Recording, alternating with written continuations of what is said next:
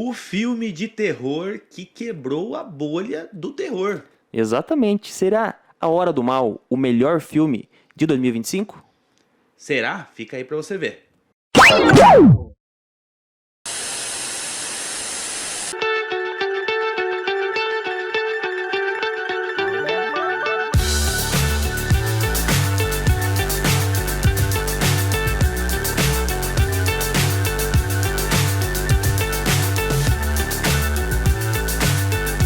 Fala, resenheiros, aqui é o Tyson Valadares. E aqui é o Fernando Lobo. E esse é o Resenha Pocket, aquele vídeo que você tá acostumado, direto ao ponto. E hoje nós vamos falar sobre o filme que tá dando o que falar aí, né, Fernando? Exatamente. Vamos falar sobre A Hora do Mal. Sabe aquele trailer que você viu, onde as crianças desapareceram, elas saem correndo assim igual o Naruto, com a mãozinha pra trás? É esse filme que a gente vai falar. Exatamente, cara, A Hora do Mal, um terror que tá dando o que falar aí, que está nos cinemas ainda. Ele tem o nome ali em inglês de Weapons, né? Que significa armas, que seria um nome bem melhor, eu acho, cara. Se bem que A Hora do Mal não é ruim também. Só que eu acho que o nome Armas, ele tem mais a ver com o plot do filme, né? Tipo, para o que as pessoas eram utilizadas, entendeu? Sim. Como as pessoas Olha eram aí, utilizadas. já temos a primeira discussão, Entendeu? aí sobre o filme. Exato. Mas A Hora do Mal, a gente já viu aí nomes abrasileirados bem piores, né? Então, passou, tá? Mas é que se você vou assistir um filme de terror chamado A Hora do Mal, fica um negócio meio genérico, né? Bem genérico. Dá a impressão que é um filme genérico. Tanto que eu fiquei a gente fica confuso, porque tem aquele não olhe pra cima, não olhe, daí tem fale comigo, Faça ela voltar, traga ela de volta. Faça ela voltar, traga ela de volta, então é tudo muito igual, tudo muito genérico, né? Isso, exatamente. Então, assim, se você realmente acha que A Hora do Mal, pelo nome, é mais um filme genérico de terror, você tá redondamente enganado, porque esse filme, gente, como a gente falou aí antes da vinheta do episódio, ele pode sim tranquilamente ser chamado não só como o melhor filme de terror do ano, mas também como um dos melhores filmes do ano. Eu fiquei muito surpreso com esse filme. Primeiramente, acho que o elenco é muito bom, né? A Julia Garner ali, que é a Surfista Prateado lá do quarteto. Tem o Josh Brolin, que é o Thanos. Inclusive um elenco marvelarizado. Tem também assim. O Benedict Wong, né? Isso. Esqueci o nome do personagem dele da Marvel. O feiticeiro lá. Wong. Isso. Cara, o nome dele é Wong no... Será que é o Wong mesmo? Deixa eu ver aqui. Eu acho que é o Wong. Wong Marvel.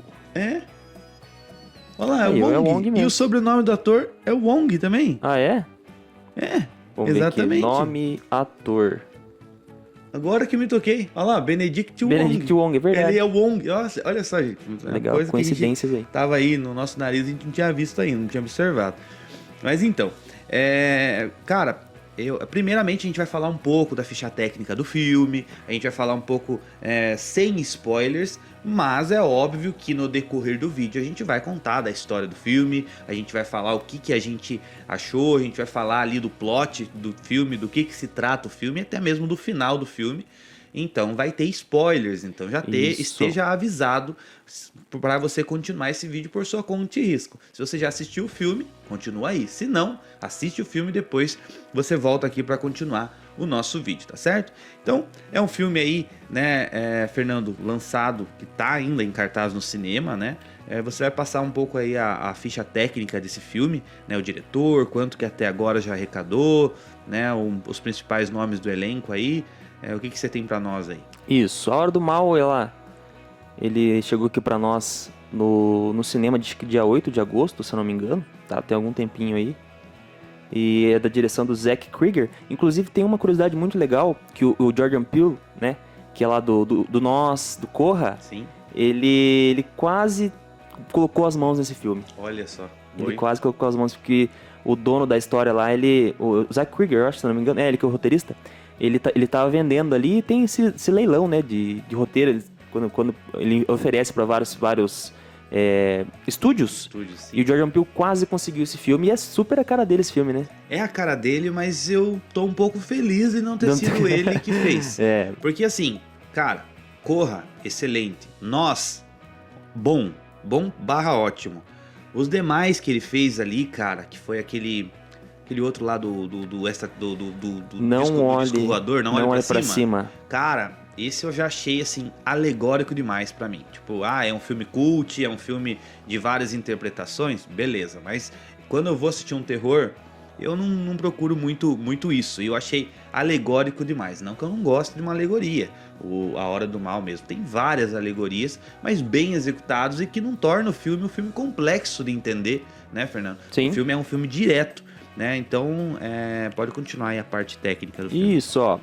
Como o Tyson já trouxe lá o título, né? Weapons. Isso. Significa armas, né? Uhum. 2025, dirigido por Zach Cregger, como já disse. Estreia dia 8, né? Estreou dia 8 de agosto.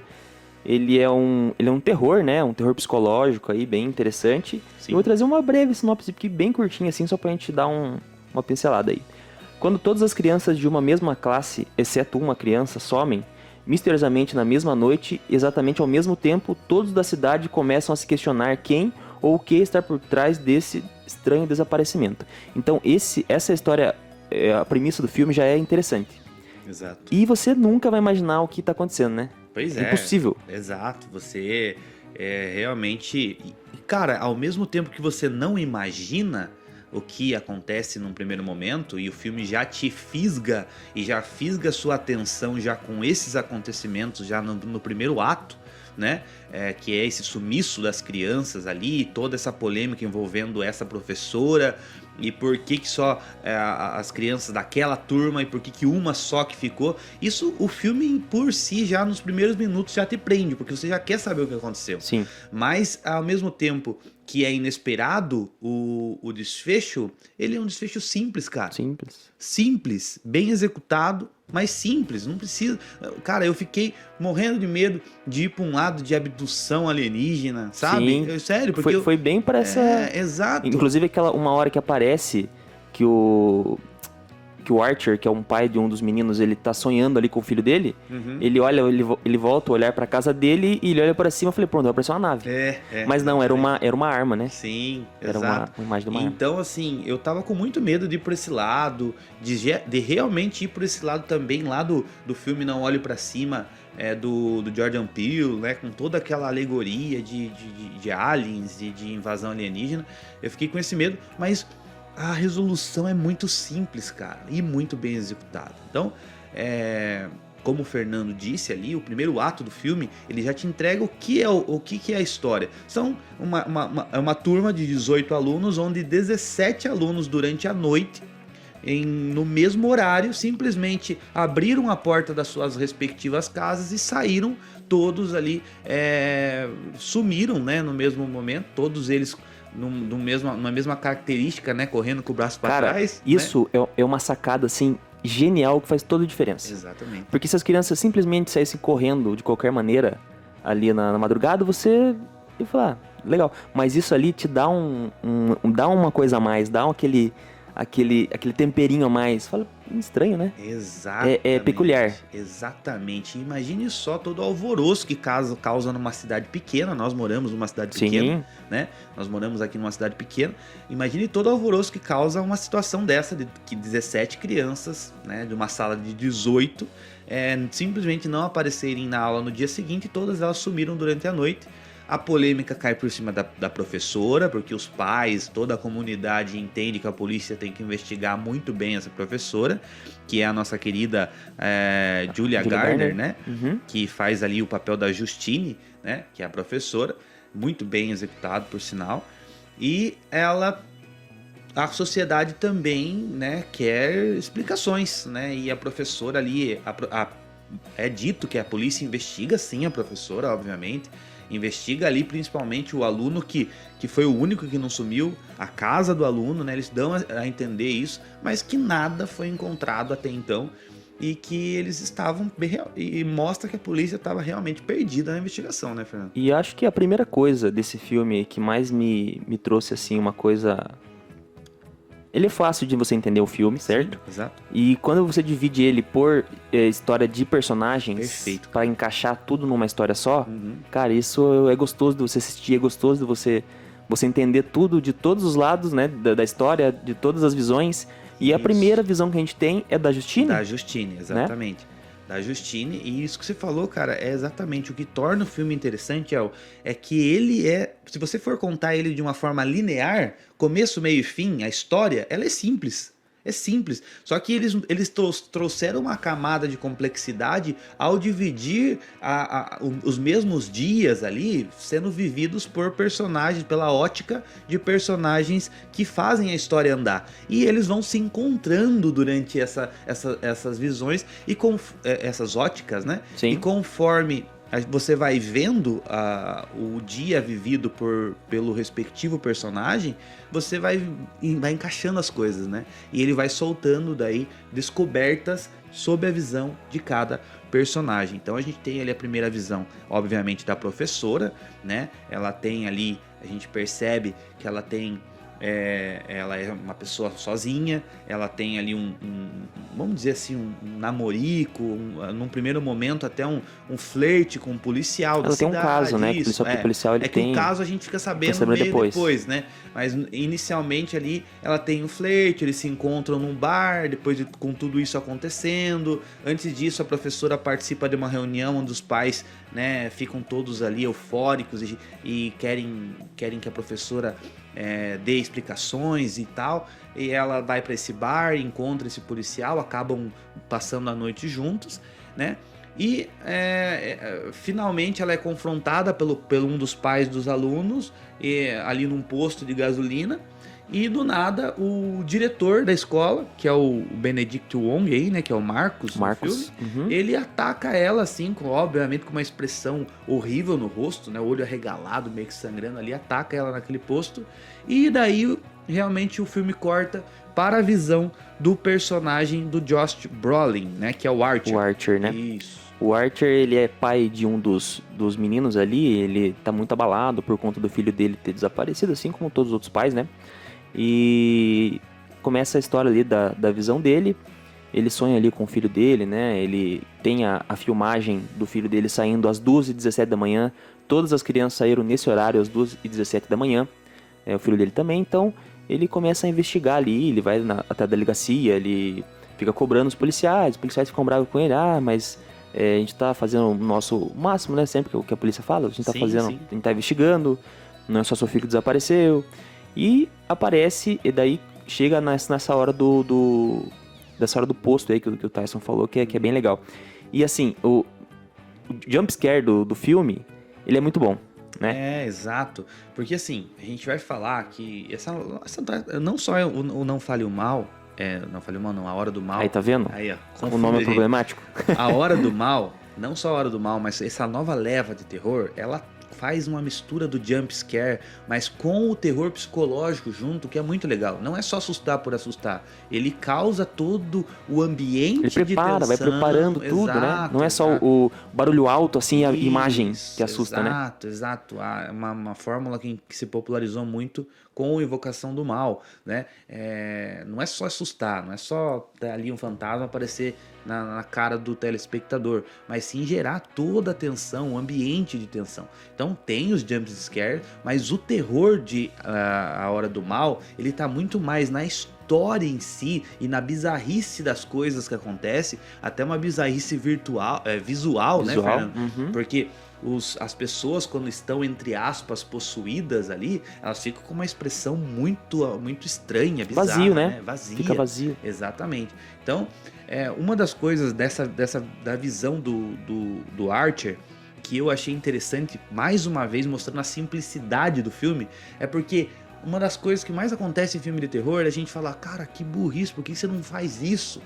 E nesse filme, a hora que eu comecei a ver ali as filmagens das crianças saindo, eu falei assim, não, mas a impressão que dá é que elas estão correndo todas para o mesmo lugar. Sim. Então é só pegar um mapa e fazer uma triangulação para uma criança saiu da casa daqui, outra saiu da casa de lá. E colocar um limite ali, né? Isso, mais ou menos um raio da onde elas poderiam ter chegado. E é isso que o nosso querido Archer, pai, né, de uma das crianças, como o Fernando explicou, faz. E daí a gente percebe ali na versão do dia dele, que daí ele vai tirar satisfação com a professora no posto, a professora atacada, ele ajuda a professora ali, né, a se proteger, inclusive sai em luta corporal ali com o Marcos, né, que tá, entre aspas, possuído ali, e aí ele mostra, depois, né, que tudo isso passa, né, que essa ameaça ali do Marcos possuído passa, ele mostra pra ela ali o que ele tá investigando, né, e ela também tava tendo já uma desconfiança que vinha justamente ali da família e da casa dessa criança que não desapareceu, né, Fernando? Isso, e o próximo aí a ter seu ponto de vista abordado é o policial. Não lembro o nome do policial. Isso, policial, que é o nosso querido Paul, né? Paul, que policial Paul, feito ali pelo ator Alden... não vou conseguir falar o sobrenome dele. Ehrenreich. Boa. Alden Ehrenreich. A gente vê o ponto de vista dele, né?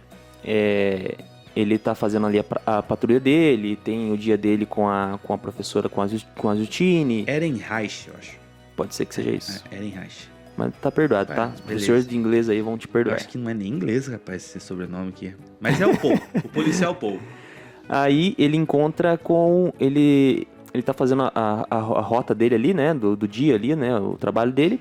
Ele vê um cara de rua, uma situação de rua ali, tentando entrar num estabelecimento, Isso, né? numa situação Pela suspeita janela. ali, Isso, né? uma situação suspeita. Uhum. Ele persegue esse rapaz e ele acaba se machucando e ele acaba agredindo esse rapaz, né? Sim. E tudo isso que aconteceu foi captado pela câmera ali da delegacia. Então daí ele fica ali, Da né? viatura, né? Da viatura, Uhum. isso. Aí ele fica nervoso, né, com a situação, né? Porque com certeza vai ter alguma consequência, né? Esse ato dele de violência aí contra esse rapaz. Ele volta na delegacia e tá todo lá, o fuzuê lá dos meninos desaparecidos. Ele conversa com o delegado de polícia e fala, convence esse cara a não falar que aconteceu isso, né? Exato. E antes... O delegado ainda fala pra ele, olha, isso daí vai sumir dos arquivos e do HD, vamos dizer, da delegacia, só se a pessoa vir aqui reclamar, né? Fazer uma queixa formal contra... Aí ele volta, ele faz toda... Não sei se ele volta ou ele já fala antes, né? Mas ele coage ali o rapaz e fala, você não volta na delegacia, senão você não vai ter problema pra você. Eu não quero te ver. Eu não quero te ver mais. Por aqui, então já fica subentendido que ele vai fazer alguma coisa, né? Isso, exatamente. Eu não quero te ver mais. E quando ele tá saindo da delegacia, quem aparece?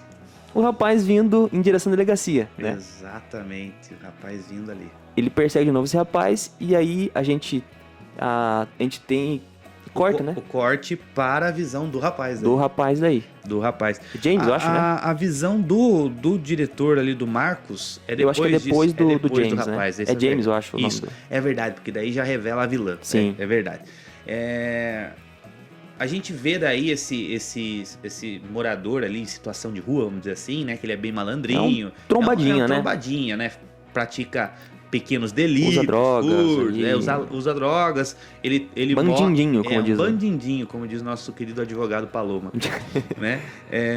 Ele mora num bosque lá, numa cabana de acampamento mesmo, assim, sabe? Num bosque. Uma barraca, né? Isso, uma barraca, isso, exatamente. Ele mora naquele bosque e pratica delitos ali na cidade. E o policial, né, ali acabou interrompendo uma tentativa dele de invadir uma casa, perseguiu ele, daí que aconteceu tudo isso que o Fernando explicou. O policial agrediu ele, pediu para ele não aparecer mais ali, e ele realmente sai dali disposto a realmente não voltar, né? Não voltar, exato. E ele acaba vendo a casa, né, ali Isso, você vê que ele tá procurando dinheiro, ele precisa de dinheiro pra usar droga, ele tá andando por ali, ele abre os carros pra ver se tem algum carro aberto, ele encontra o carro aberto, ele tira uma mochila de lá, ele tenta levar esse tablet que ele pega lá pra vender, né, pra usar droga. Isso. E acaba entrando nessa casa aí. Na casa do menino que não do sumiu. Alex. Do Alex, exatamente. Porque a casa tá com um monte de jornais nas janelas. Tava com muita cara de casa parada, abandonada, né? Aí ele entra, né, pela parte de cima, né? Ele vai descendo. E é bem tensa essa parte, né? Sim, essa parte boa. é uma das partes que dá mais medo, assim, tensão. Porque ele chega e já de cara ali na cozinha, né? Logo que ele desce, ele vê que os pais, né, do Alex praticamente Estão atônitos, né? catatônicos ali, parados, assim, sentados. Atônitos, é Atônitos isso? ou catatônicos. É alguma Acho que coisa os dois estão certos. Estão de cara. Tão parados, tão em estátua ali, né? Parados ali, sentados na mesa ali de jantar e realmente não se mexem, né? Tão imóveis. E aí Ele começa a roubar, e daí ele escuta um barulho em Perfeito. cima, ele começa a roubar a casa, Exato. começa a pegar prataria ali.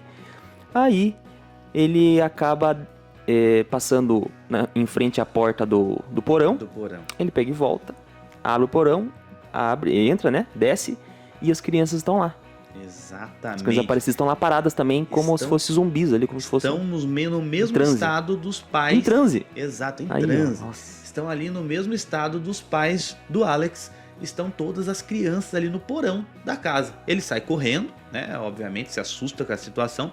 Ele sai correndo e daí ele passa em um local onde ele vê que tem um cartaz oferecendo uma recompensa por quem disser onde está as crianças ou der sinais dos paradeiros, ajudar na investigação ali que leve a encontrar essas crianças. E ele pensa o quê? Vou na delegacia, dar a dica, encontrei as crianças e vou ganhar o dinheiro, vou ganhar a recompensa. Só que o que acontece? Ele dá o azar de, Exato. quando ele tá vindo, ele encontra aquele policial que deu todo o problema. Então, aí você conecta essa parte também. Então tem várias partes que você conecta, assim, Isso, sabe? muito legal, cara. Você Essa parte não do entende o filme que tá é muito acontecendo. Igual tem uma parte que a mulher do policial ataca a professora no mercado. Você fala assim, nossa, o que aconteceu? Isso, exatamente. Né? Depois isso também se conecta. A gente esqueceu de falar que na versão do policial, né? Quando conta os dias do policial, ele dormiu com a moça e ele já tava num período de reconstrução do relacionamento dele, a mulher voltando a confiar nele, porque dá a entender que ele já traiu a esposa com a professora ou com outras mulheres, mas dá a entender que a mulher já sabe do caso dele ou do caso que ele teve com essa professora. Ele vai, dorme com a professora novamente e a mulher descobre e, né, realmente acaba indo tirar satisfação com a professora. Isso, aí volta essa perseguição, né, do policial com o... Não, acho que não é essa parte ainda, né? Não, daí vai pro Marcos. Aí vai pro Marcos. Vai essa pro parte Marcos. é Marcos, que é o diretor ali da escola. Que é o Wong, né? Isso, que é o Wong, o Benedict Wong. Ele é o diretor da escola. Ele tem um relacionamento homoafetivo, né? Ele é casado com um outro homem.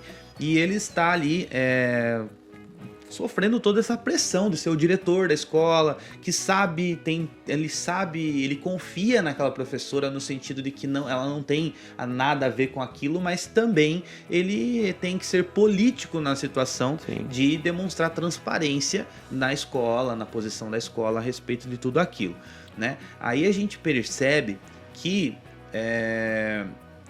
tem um momento que ele solicita a presença dos pais do Alex na escola, porque a professora falou alguma coisa, a professora pediu para ele que investigasse o Alex, porque ela estava achando muito estranha aquela casa muito fechada, toda estranha, o Alex não falava coisa com porque ela e tal. Ela tinha ido na casa, né? Isso, na visão dela, ela foi na casa e ela ficou meio ali de campana, e uma hora que ela dormiu, né? Isso. Saiu alguém da casa ali, veio e cortou uma mecha do cabelo dela e voltou. E ela não viu Essa cena isso. É muito boa, ela não viu isso, boa, né? Cara, muito boa. E aí ele chama, né, os pais ali, os responsáveis, né, legais pelo Alex até a escola, e chega uma peculiar senhora ali, né? Exatamente aí que nos é revelada a Gladys, né? Que é a vilã do filme aí, né? Sim.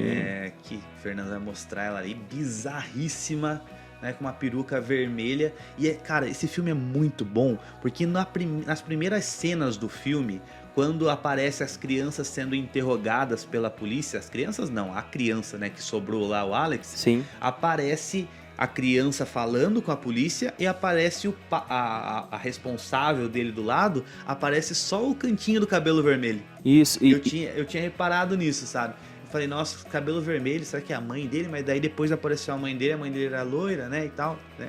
E eu acho que o que acontece muito aí nessa parte do filme, né, várias vezes que dá um jump scare, é ela que aparece. Mas você não sabe que é ela. Exatamente. Que é uma figura bem estranha e feia. Bem estranha, exato. E ela, né, tá ali junto com o diretor, né? Com o diretor, mas ela vai primeiro na escola, né? Ela vai primeiro na escola. Isso, ela vai primeiro na escola. E daí ela fala, porque os pais do Alex estão com um problema de saúde, não podem vir, né, e tal. Aí o diretor Marcos, até desconfiando, fala, não, infelizmente, se a senhora não é a responsável legal pela criança, eu tenho que pedir para que os pais dele venham até a escola e possam, né, dar satisfação a respeito do filho, né, responder as perguntas que eu tenho para fazer. Ela dá a entender que entendeu. Sim, que vai passar o recado. Que vai passar o recado, vai embora. E aí o Marcos tá lá na casa dele, né, com o seu esposo. E do nada essa senhora pitoresca mais uma vez aparece lá, né, como se estivesse perdida, né, que tivesse ali desamparada, tava pedindo um copo d'água. Eles deixam ela entrar na casa.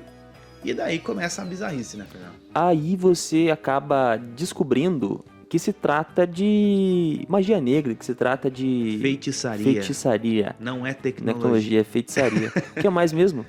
É feitiçaria, pode ser voodoo, né? Uma deusa, uma louca, uma feiticeira. E aí, porque assim, cara, essa parte é muito bizarra. Porque ela começa ela pede água, né? Ela pede água pra eles, vai pegar um copo e ela fala assim, não, eu preciso de uma tigela.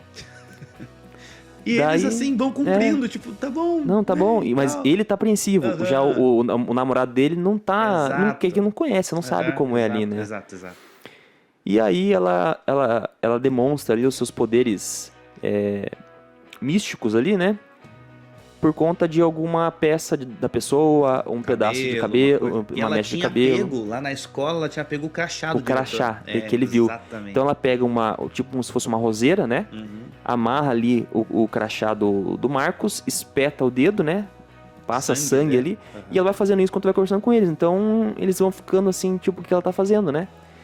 E aí ela vai no namorado do Marcos ali, corta uma mechinha, né? Acho que ela coloca ali, amarra junto, né? Amarra também, exato. E quando ela quebra, na verdade ela toca o sino antes, né? Ela toca um sino, alguma coisa assim. Ela toca o sino, daí acaba hipnotizando o Marcos. Aí quando ela quebra, o Marcos ataca o namorado dele mortalmente, né?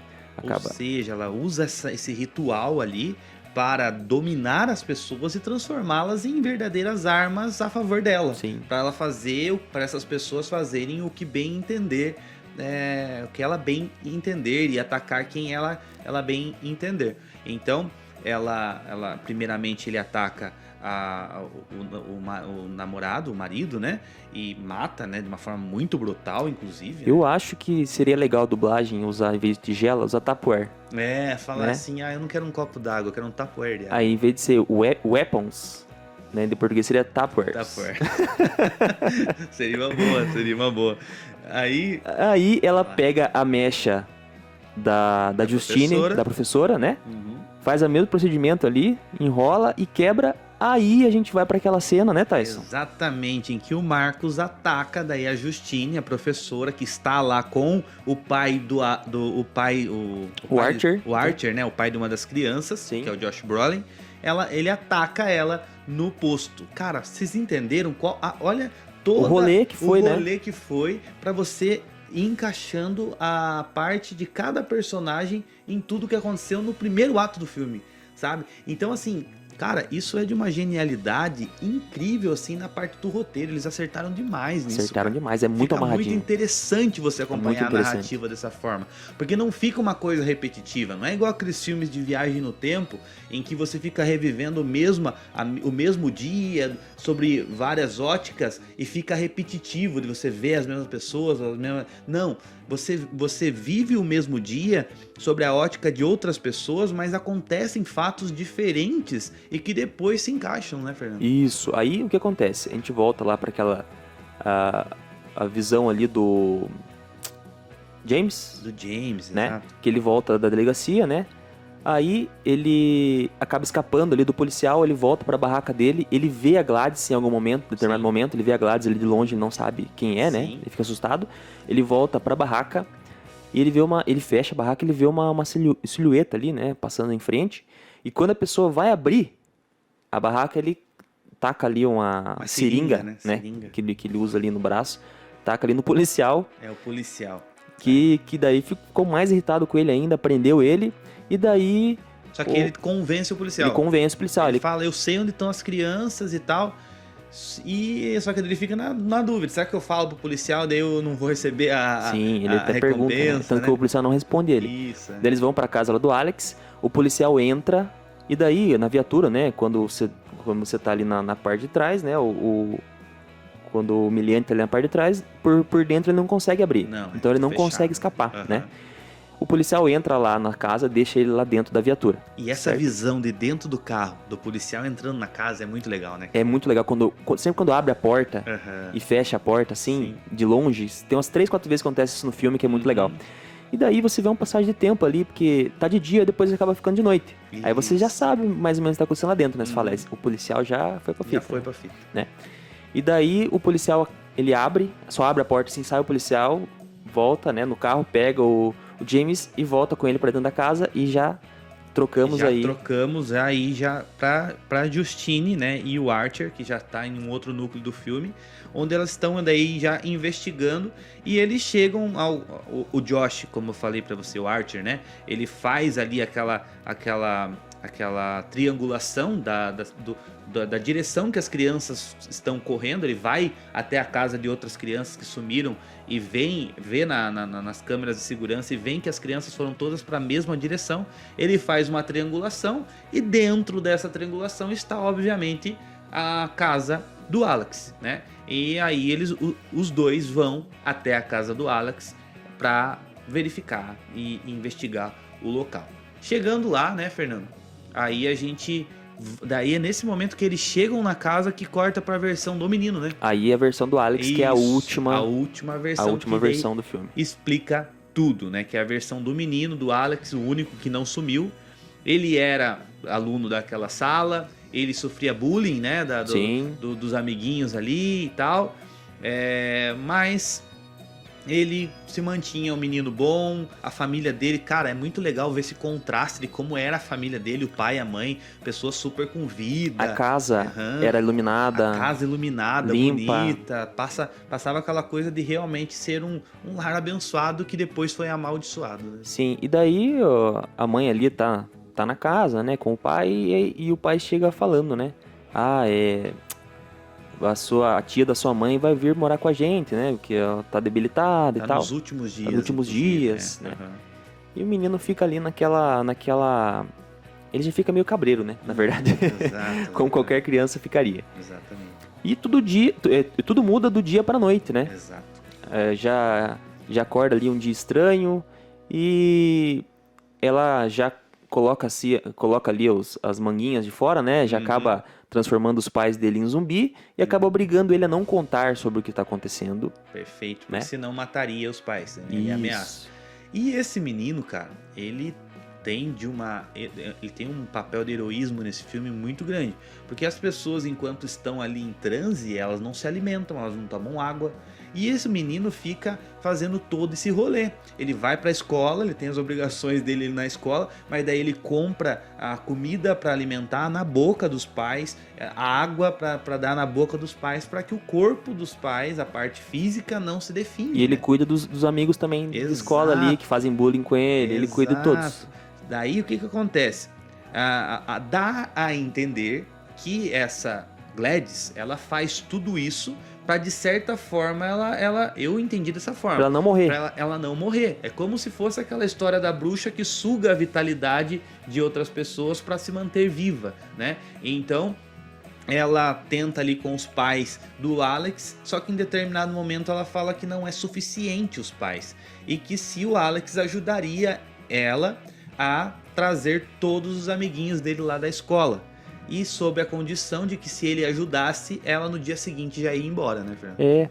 E fica nesse rolê aí, né, até a chegada do Archer e a Justine na casa, né? Isso, Fernando, mas só O que acontece pra antes? explicar a parte assim, daí o Alex vai até a escola, busca, pega um item lá de todos os amiguinhos, ela faz a magia com os amiguinhos e é por isso que as crianças, em um determinado horário, todas iguais, né, Sim. saem, porque elas estão sendo controladas ali em direção à casa Muito do legal. Alex. Ele pega o nominho de cada um ali, que fica Isso, coladinho, sabe? Como se fosse no armarinho deles, né? Isso, exato. Ele pega o nome de todo mundo ali e entrega. E daí faz com que as crianças sejam controladas e levadas todas ao mesmo tempo à casa do Archer, do Alex. Fazem até uma referência muito clara àquela história do flautista, né? Dos ratos, né? Que com a flauta os ratos acompanham o flautista e tal. Tem uma ligação bem clara com essa história. Então as crianças ficam ali no porão. Quando a polícia, obviamente, foi investigar a casa, ela deu um jeito das crianças saírem, para a polícia não encontrar nada ali.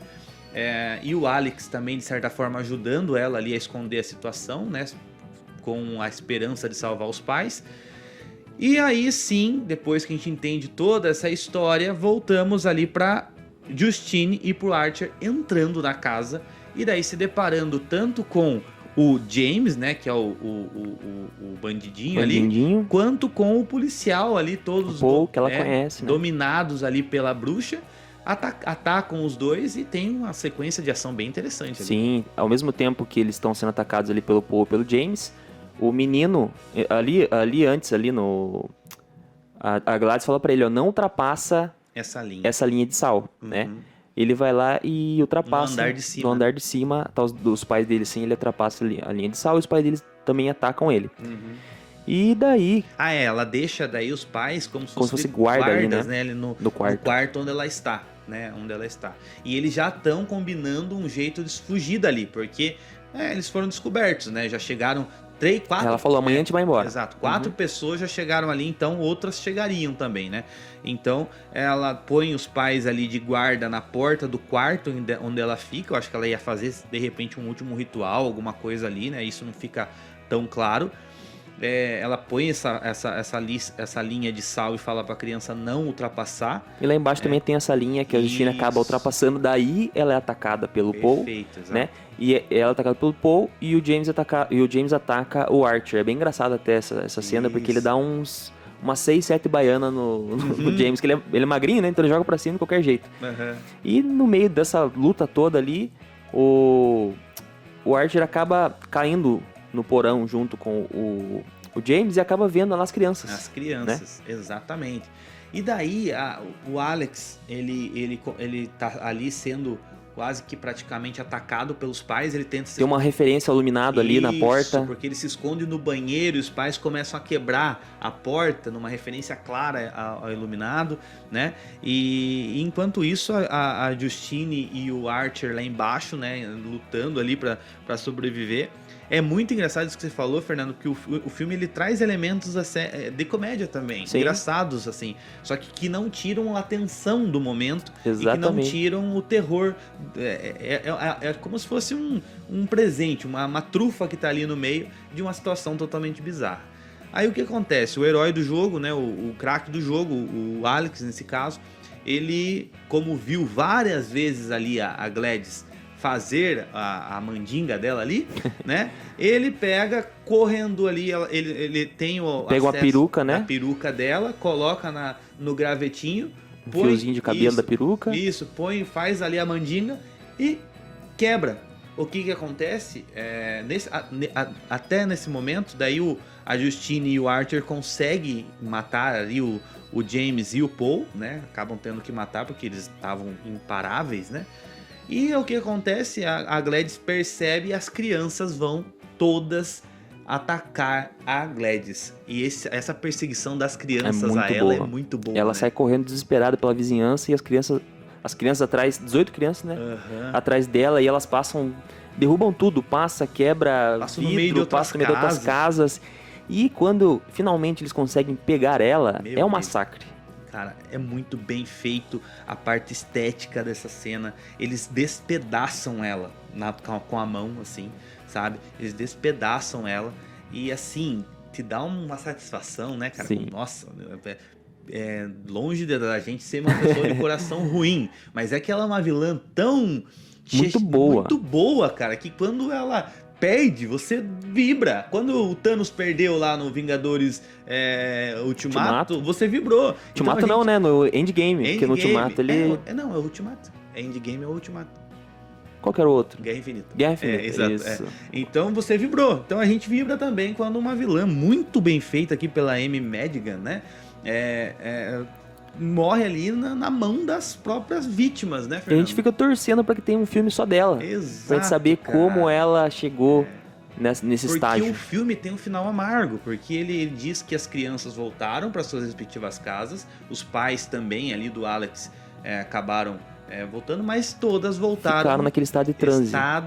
Algumas voltaram a falar só dali a alguns anos, e outras deram a entender que nem voltar a falar voltaram. Então ficaram totalmente prejudicadas ali com tudo isso que aconteceu. O Alex foi mandado para uma outra família ali, uns tio, tia que iam cuidar deles, o que demonstra que os pais dele também não se recuperaram do que aconteceu. Então não é aquela coisa assim de ele quebrou ali e já quebrou todo o encanto, não. Eles tinha que fazer mais algum elemento ele tinha que fazer ali para que tudo se fosse revertido, né? E ele não fez, ele só fez a parte ali que ele via ela fazendo. Que eu acho que a magia para libertar realmente é só ela que sabia. Sim, só ela que sabia. Ele só realmente direcionou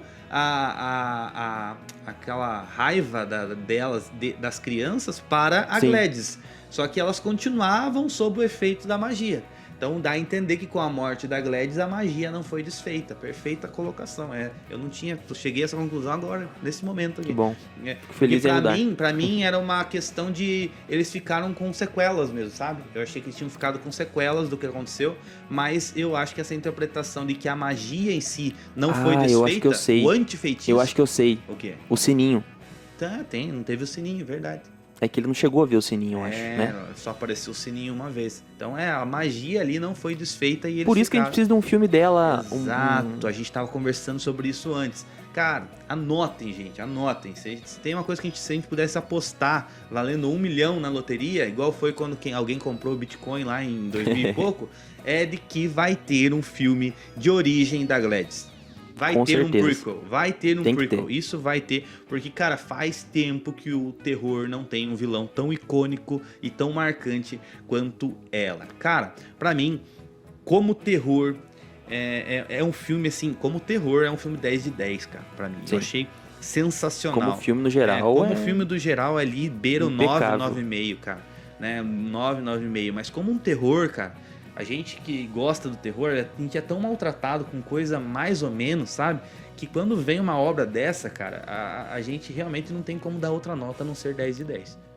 A Hora do Mal está disponível no Amazon Prime. Já tá? pra a partir do dia 9 de setembro. Isso, você pode já até pré-locar ele. R$ 49,90, se eu não me engano. Isso. Vale a pena, viu? Vale, é um filmaço, cara. Se você não tem um cinema na sua cidade, né? Exato. Geralmente você paga o quê no cinema? R$30, R$40? Paga R$49,90 pra você assistir o filme A Hora do Mal. Ele já passou 252 milhões no faturamento global. 252 milhões de dólares. Detalhe, não custou nem 80 milhões a produção, tá? Foi 70 e poucos milhões a produção, é isso, né?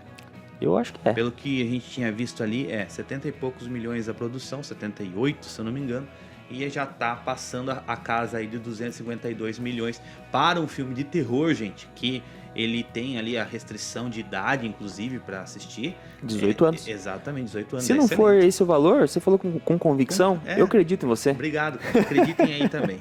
Então é isso, esse foi as nossas considerações. Anotem que vai vir aí um prequel da Gladys, eu tenho certeza, assim como foi no caso de X lá. Tem que explicar também o porquê de 2 horas e 17, tem algumas coisas aí que ficaram... Isso, como que é, por que ela tava doente daquele jeito, como que ela conseguiu acesso a esse Quantos anos ela tem. Exato, quantos anos ela tem, boa.